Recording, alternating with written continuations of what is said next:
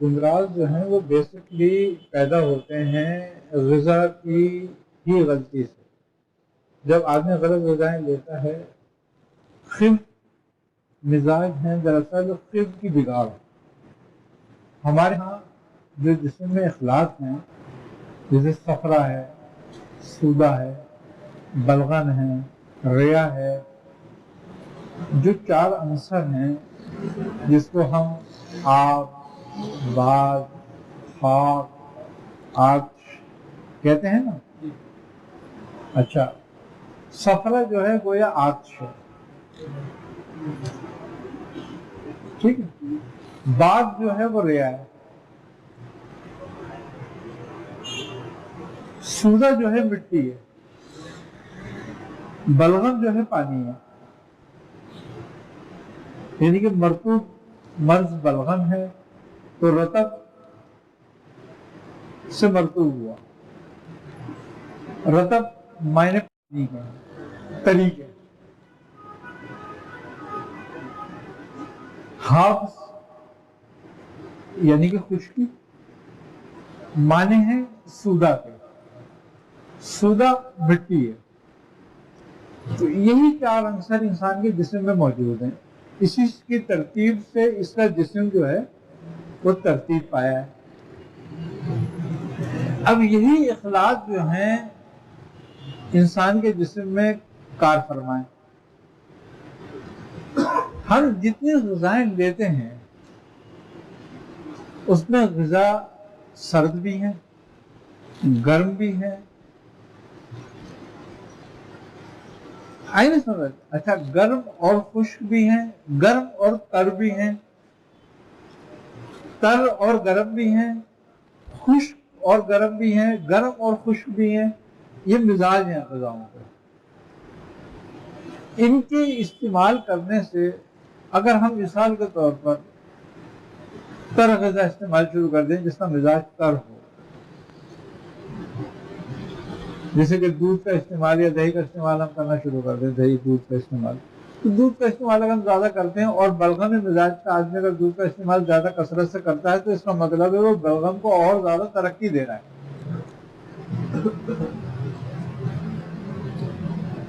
تو اگر ہم بلغم کے مرض میں دودھ کو چھوڑ دیں اور گرم اور خشک غذا لینا شروع کریں، گرم مسالوں کا استعمال شروع کر دیں یا یخنی کا استعمال شروع کر دیں تو بلغم کنٹرول آ جائے گا.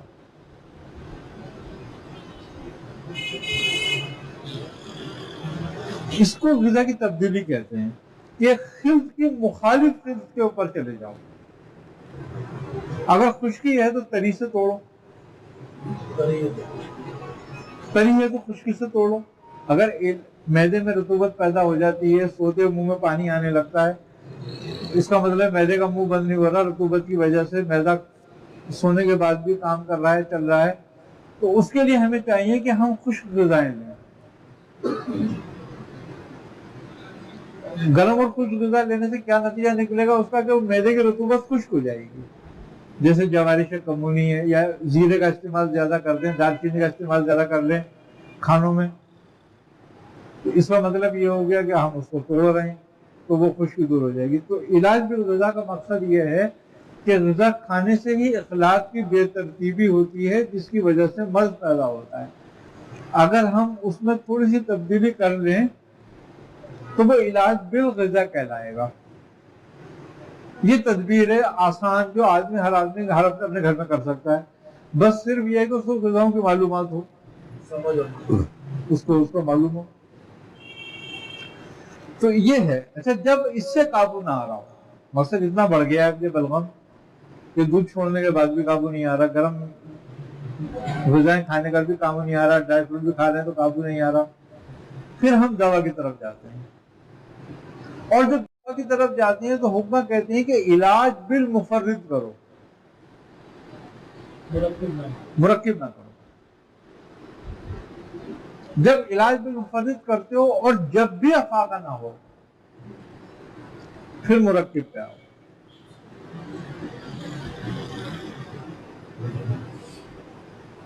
مرکب تو آخری سٹیج ہے.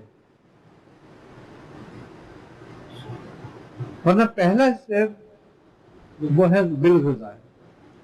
اچھا علاج غذا بھی بالمثل ہے، علاج بھی بالمثل ہے. علاج بالمثل کیا ہوتا ہے کہ جیسے کہ ٹی بی کا علاج ٹی بی کے جراثیم سے کیا جاتا ہے، یہ علاج بالمثل کہلاتا ہے یہ. اچھا اسی طریقے سے اب یہ ہے کہ مثال کے طور پر ہماری ٹانگوں میں درد رہ رہا ہے، کمزور ہو رہی ہے ٹانگیں. اب ہم نے کیا کرا، پائے استعمال کرنا شروع کر دیے بکرے کے. جس کو بھینس کے پائے راس آتے ہیں وہ بھینس کے کھائے گا، جس کو گائے کے پائے راس ہیں وہ گائے کے کھائے، جس کو بکرے کے آتے ہیں وہ بکرے کے پائے کھائے. اب چونکہ بکرا جو ہے وہ ہلکی غذاؤں میں آتا ہے تو لہذا انسان کا معدہ اس کو جلدی قبول کر لیتا ہے. تو جس کا فائدہ یہ ہوتا ہے کہ پیروں کے درد میں افاقہ ہونے لگتا ہے،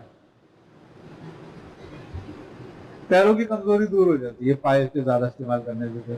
اگر مسلسل پائے استعمال کریں ہم تو پیروں کی تکلیف میں فائدہ ہوتا ہے. اسی طرح جوڑوں کے مرض میں اگر جانور کے جوڑوں کا لعاب کا شوربہ استعمال کرا جائے تو بڑا مفید ہوتا ہے. یہ کہلاتا ہے علاج بالمثل، جیسی تکلیف اس کے اسی حصے سے علاج، اسی حصے سے علاج.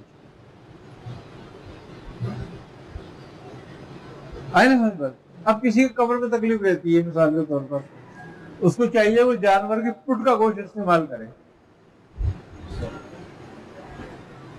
کسی کا سینہ کمزور ہے تو وہ سینہ استعمال کرے، چانپے استعمال کرے. یہ غذا بالمثل ہوگی. جب غذا بالمثل ہوگی تو اس کا فائدہ ہوگا، اسی حصے کو اس کا فائدہ پہنچے گا، کیونکہ اس کے جو حرارے ہیں وہ اسی حصے کو فائدہ کریں گے جس حصے کے حرارے ہیں.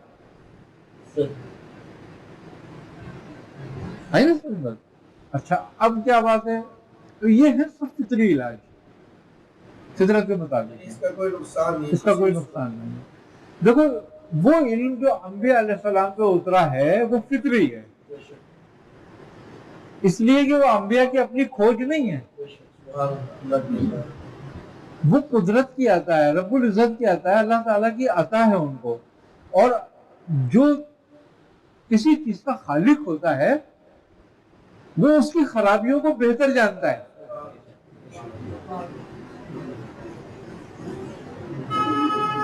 تو اس نے جو اپنے انبیاء میں علم اتارا، جس کو آپ طب کہتے ہو، طب معنی طبیعت سے ہیں، طبیعت میں سدھار لانے والی چیز، وہ علم انبیاء پہ اترا ہے. اب انبیاء سے اس طریقے سے اترا کہ اللہ تبارک و تعالیٰ نے حضرت ادریس علیہ السلام پہ ایک خاص عنایت فرمائی تھی. اور آپ جس طرح انبیاء علیہ السلام کو الگ الگ معجزے عطا ہوئے، اسی طرح حضرت ادریس علیہ السلام کے معجزات میں سے ایک معجزہ یہ بھی تھا کہ جب آپ سفر کرتے یا باہر نکلتے تو درخت بیل بوٹے آپ سے باتیں کرتے، آپ کو سلام کرتے اور اپنے خواص اور اپنے فائدے بتاتے کہ میں اس لیے ہوں، مجھ میں اللہ نے یہ خاصیتیں رکھی ہیں. تو اب چونکہ وہ معجزہ آپ کو بالخصوص عطا ہوا تھا،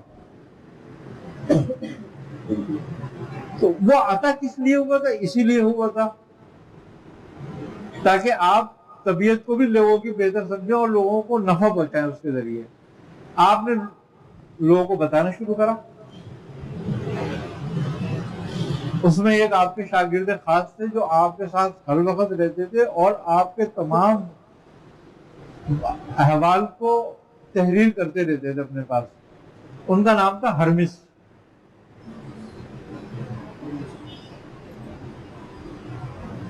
ان سے ہی طب چلی، وہی طب کے امام کہلاتے ہیں. اب ان کے ذریعے جب حضرت ادریس علیہ السلام کو فرشتے لے گئے تو آپ کی جگہ طب میں آپ کے جانشین تھے وہ، اور ان سے طب فروغ پائی. تمام دنیا میں آج جو طب ہے وہ دو حالتوں میں ہے. ایک حالت اس کی جو ہے وہ ہے معجزاتی،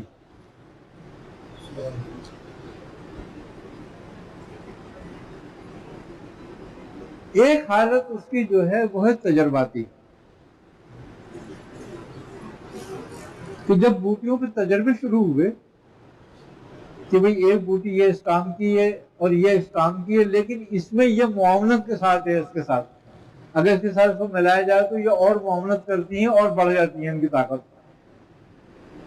تو جب انہوں نے ان کو ملانا شروع کرا تو یہ مرکبات ہو گئے اور ان کی معاونت پتہ چل گیا کہ اس بوٹی کے ساتھ یہ معاون ہے، اس کے ساتھ یہ معاون ہے، اس کے ساتھ یہ معاون ہے، اس کی یہ اینٹی ہے، اس کی یہ اینٹی ہے. کچھ بوٹیاں کچھ کے ساتھ مسلح کے طور پر استعمال ہوتی ہیں کہ اگر ہم ایک بوٹی استعمال کر رہے ہیں تو اس کے جہاں فائدے بھی ہیں وہاں نقصان بھی ہے، تو اب اس کے ہم ضر کو دور کرنے کے لیے اس کی مسلح بوٹی ڈھونڈتے ہیں کہ جس میں اس کی اصلاح ہو، اس کی خرابیوں کی جو اصلاح کرتی ہو. تو وہ اس کے ساتھ ملا کر ہم نے مرکب بنایا تو اس کا نتیجہ یہ نکلا کہ وہ ایک دوسرے کی مسلح بھی ہو گئی اور ان کے فوائد بھی بڑھ گئے.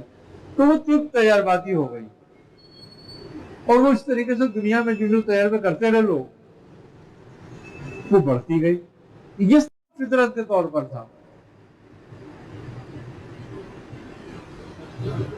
طب جدید کی جو اب حالت ہے، یہ مزے کی بات یہ ہے کہ یہ 300 سال کی ہے اور اس 150 سال میں اس نے زیادہ ترقی کری ہے. اور اس کا نتیجہ کیا تھا؟ اس کا نتیجہ تھا اسپین کی فتح. اندلس میں جب فتح کیا ان لوگوں نے، رومیوں عیسائیوں نے، تو تمام پوری اندلس کی دنیا کی مسلمانوں کی عظیم ترین لائبریری تھی وہ، اور یہ اٹھا کے یورپ لے گئے اس کو، پھر اس کو ترجمے کرائے. اچھا، جن کی مسلمان طبیبوں نے بنیادیں رکھی تھی وہ ساری ان کی تحریریں موجود تھیں، انہوں نے انہی بنیادوں پہ کام کیا سارا. آج انہوں نے اس کو نئی شکل دے کے باہر لیا ہے وہ نکال کے، آج طب فرنگ کہلاتی ہے وہ. اچھا، دنیا کا ایک اصول رہا ہے کہ جس کی طب ہوتی ہے اس کی حکومت ہوتی ہے.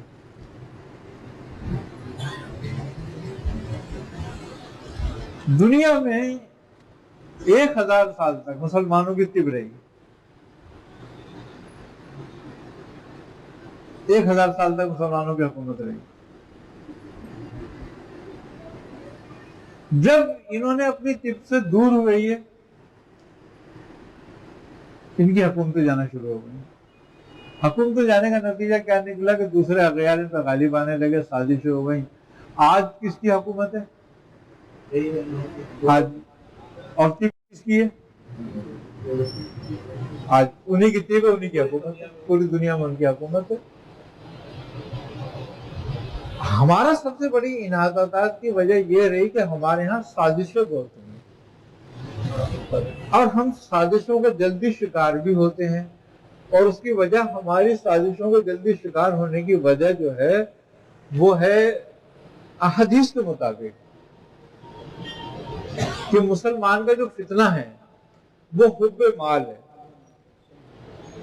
حب مال مسلمانوں کا فتنہ ہے. خود سرکار عالم نے فرمایا، آپ سے صحابہ نے سوال کیا کہ یا رسول اللہ، ہر قوم میں ایک فتنہ ہوتا ہے، آپ کی قوم کا فتنہ کیا ہے؟ آپ نے فرمایا حب مال، یعنی جتنے بھی فتنہ ہوئے وہ مال کی وجہ سے پیدا ہوئے. اچھا، خوبی کی بات یہ ہے کہ یہ کیونکہ نیچے کے طبقے نے قبول کیا تھا اسلام، جی ہاں بالکل، غریبوں نے. اب جب طبقے نے نیچے نے قبول کیا تھا اس کو تو یہ تھی مخلوق الحال. اب جب اس کے ذریعے ان کو مال نظر آیا تو وہ تو پھسل گئے، جس کا نتیجہ کیا نکلا کہ ہم میں ہی ہمارے غدار پیدا ہوگا، اور انہوں نے دین کا ہی نام لے لے کر ہمیں نقصان پہنچانا شروع کر دیا. اب جو ان کی بات نہ مانے وہ دین کا نام لے کر اس کو کافر قرار دے دیتے تھے، اس کو مرتد کر دیتے تھے، اس پہ سزائیں لگواتے تھے، کیونکہ بادشاہوں کو انہوں نے گھیر لیا تھا. جس کا نتیجہ یہ نکلا کہ ہم तबाह होते गए, इन्हितात पे जाते गए। हमें जो तर्ज हुक्मरानी और तर्ज मुआशरत खुलफा राशिदीन के 30 साल के दौर में मिलता है,